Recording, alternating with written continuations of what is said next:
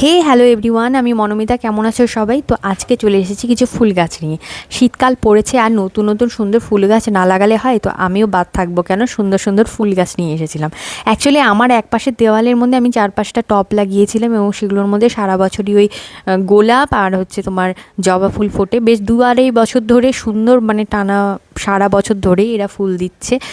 তো এবার ভাবছি, আর টবগুলো যেহেতু হ্যাঙ্গিং টব ছিল, তো বারবার পড়ে গিয়ে না অনেকবারই তোমার ভেঙে গেছে। তো এর জন্য ভাবছি যে শীতকালও পড়ে গেছে, সুন্দর টব করে মানে রিপটিং করে দিই। আর এই যে জবা গাছটা দেখছো, এটা কিন্তু বেশ ওই 2.5-3 বছর হয়ে গেল, একটা করে ফুল ফোটে। আর ফুলের কালারটা এত সুন্দর, বেশ কমলা কালারের আর অনেকটা বড়। জানি না বুঝতে পারছো নাকি, অনেক বড় সাইজের একটা তোমার তো আমরা যথারীতি নিয়ে এসেছিলাম গাঁদা, তারপরে হচ্ছে তোমার গোলাপের চারা, আর হচ্ছে জবার চারাও এনেছিলাম। তো এগুলো এবার মাটি প্রস্তুত করছিলাম। আমরা কিন্তু অতটাও মানে এই ব্যাপারে মানে বিচক্ষণ না যে কোনটা কিভাবে করতে হয়। তবে যেখান থেকে চারা গাছগুলো এনেছিলাম ওখানকার এক দাদা বলে দিয়েছিল যে এইভাবে মাটিটা করে তারপর লাগাতে। তো সেই মতো সুপ্রিয়া আমাকে হেল্প করছিল আর আমি এদিকে ভিডিও করে নিয়েছিলাম। আমার আর কি কাজ বলো, আমি ইনস্ট্রাকশন দিচ্ছি ওকে।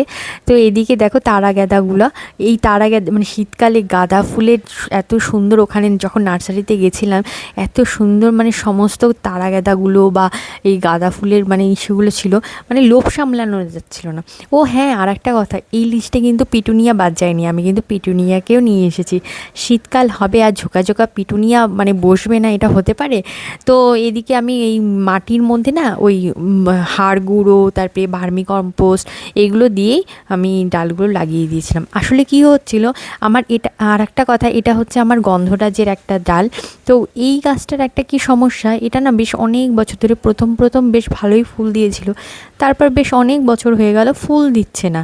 তোমার বেশ পাতা গজায়, পাতা ভর্তি পরিপূর্ণ থাকে, কিন্তু ফুল গজায় না।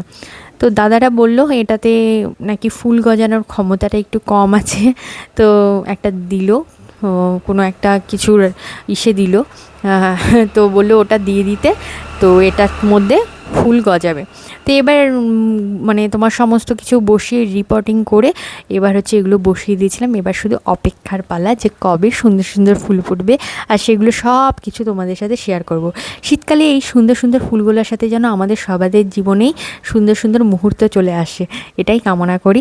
আর আমার ভিডিওতে কোনটা ভালো লাগলো কোনটা খারাপ লাগলো অবশ্যই কিন্তু জানিও, কমেন্ট করলে আমিও বুঝবো আমার ভুল ত্রুটি। ভালো থেকো।